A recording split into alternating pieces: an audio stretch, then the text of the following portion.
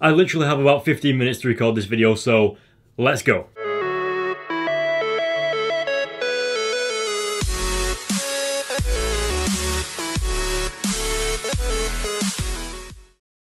What is going on, guys? Welcome to this video. My name is Cameron and we are reviewing Civil War issue 6. And now obviously Civil War issue 7 is already out. I am aware of this.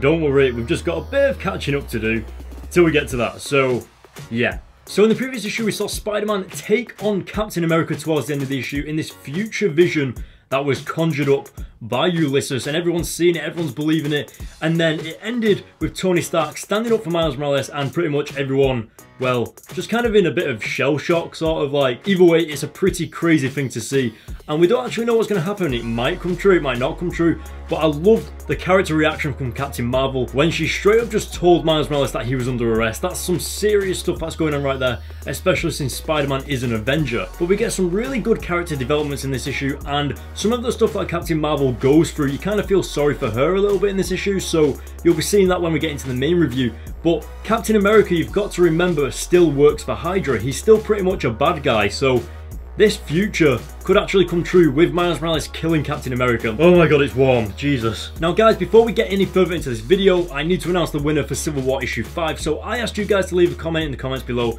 Let me know what you thought about the issue and all that crazy stuff. So the winner for Civil War issue 5 is Swordmaster312. You are the winner of the giveaway for Civil War issue 5. Now you can message me and tell me details of where to send the comic, or I'll message you, just depends what's going on, and we'll sort it out. But for this issue, guys, I'm actually doing a giveaway for this as well, but this one's a little bit different. I've uploaded a picture of this issue to Instagram. So all you've got to do is click the link in the description or go to my Instagram and like the picture, and that is you entered into the giveaway. That is how you get into the giveaway, that's it. And I'll pick a winner in the next issue review. Don't forget, guys, if you like my Instagram, then follow me on there as well, because I do upload quite a lot of comic books. So yeah, anyway, now we've got all that out of the way and we've got the winner out of the way and we've started about the comic a little bit, let's get into this review, because literally my timing is going down like crazy, so let's go.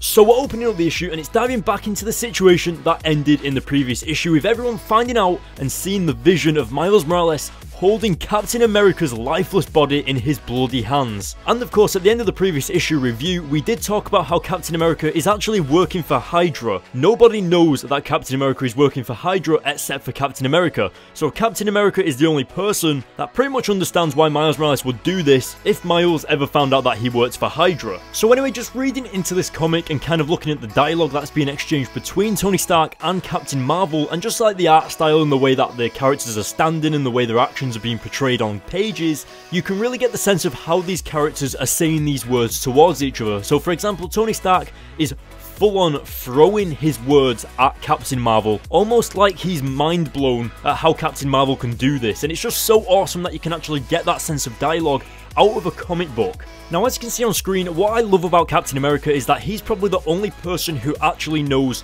why that vision could possibly come true. It's because he works for Hydra now. He's pretty much a bad guy, and I just love it how he's sort of letting Miles go free, sending him home, kind of sticking up for him, and basically getting most of the superheroes on his side. And in that way, none of them will expect that he's a bad guy and he's working for Hydra, and it just seems so twisted. But it's really cool as the reader to know that all this is going on behind the scenes, whilst these heroes in this comic don't actually know anything. Anyway, like always, this comic doesn't fall short of its badassery, because my specific favourite part in this comic is when Maria Hill tells all of the heroes that they are under arrest. She says that she's not going to count to 3, and then Tony Stark says, well, maybe you should. And to me, that just seems like so badass in terms of Tony Stark's attitude towards her, and the way that he's in his Iron Man armor just ready to fight is just so awesome.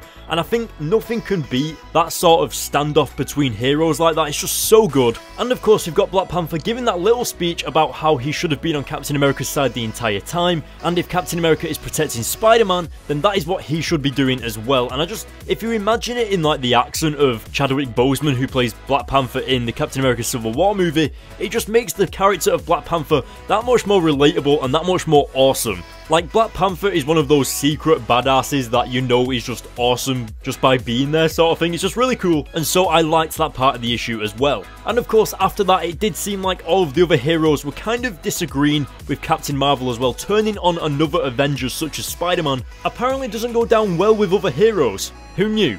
But upon the Inhumans' return to New Attilan, they discover New Ulysses unleashing pretty much his full power, wondering what's actually going on with him. And I don't know about you guys, but it looks like he's turning pretty evil right now. So we're going to have to wait and see what's happening with that. But that is pretty much the last thing that we see with Ulysses and the Inhumans for the rest of the issue. So we're probably going to have to wait until the next issue review to see where that's taking us.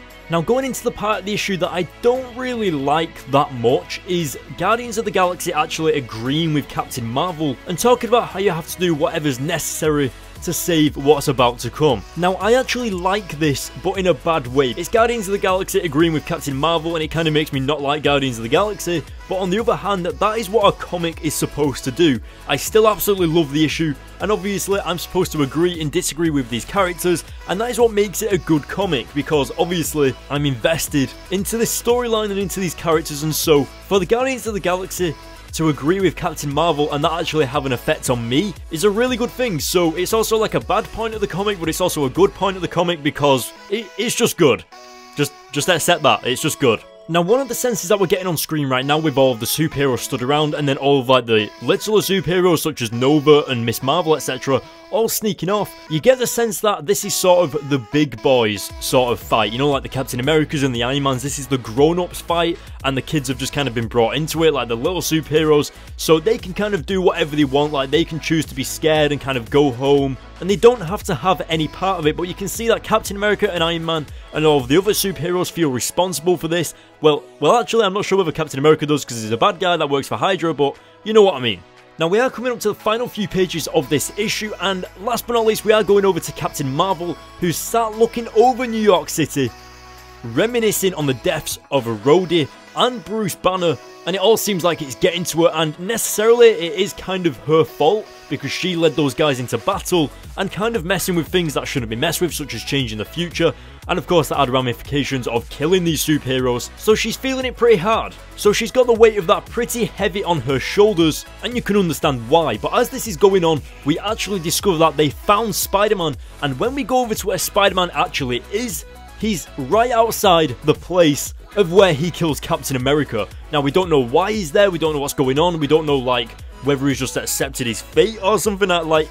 We'll have to wait until the next issue, and for that, I cannot wait. Alright, so that issue was so awesome, and it's got a few little things in it that I didn't like, as I've already spoken about with the Guardians of the Galaxy. I nearly said Green Lantern then. Guardians of the Galaxy going on the Captain Marvel side, but obviously that's where me and you guys have split. Like, I'm a bit more of an Iron Man person, like on his side, and then some of you guys are Captain Marvel, so some of you guys will like Guardians of the Galaxy in this. They are awesome, and of course, that is what I've already spoken about the comic, dividing the fans and kind of affecting you as the reader when reading it. That's something that's so good about the storytelling, unless you know that it's a good comic. As for Miles Morales, I don't actually know what is going on with him. Like, he obviously is a little bit like a crossroads. He doesn't exactly know what to do. Will he quit being Spider-Man? Will he do something stupid? Has he just sort of decided the future is set and so he's supposed to kill Captain America? Like, what is going to happen? Like, why is he turned up outside that building?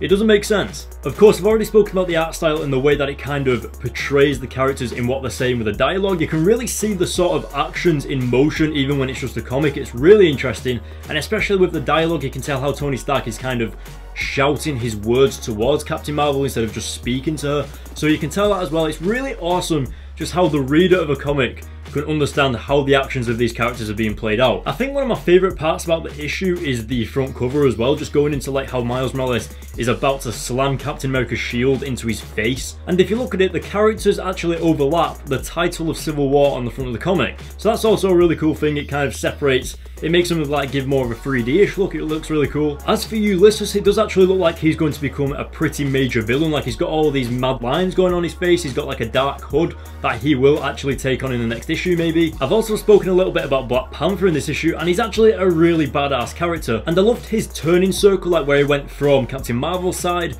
to then over to Captain America's side, because if Captain America is looking after Spider-Man, then that means that Black Panther should be too. And it's just sort of like an awesome concept, and that just shows how much the other superheroes look up to Captain America. But Captain America's a bad guy now and he works for Hydra, so it's, yeah, I don't know whether the superheroes are going to clash over this. I swear, it's going to be so awesome. But until then, guys, we're going to have to wait until the next issue, and that review will be coming up very soon. I think the next issue I'm going to review is Amazing Spider-Man issue 20, and then I'll go on to Civil War issue 7, and then Miles Morales Spider-Man, and then Spider-Man 2099, and there's so many reviews. Don't forget, guys, about the giveaway on Instagram. The link is in the description. Just hit the like button on that picture and you will be entered into the giveaway, and the winner will be picked in issue 7 review. And if you like this video, then hit the like button, let me know what you thought in the comments below, and don't forget to hit the subscribe button if you liked this YouTube channel and you want more of these videos. Do it, you will not regret it. Thanks for watching, and I'll see you next time.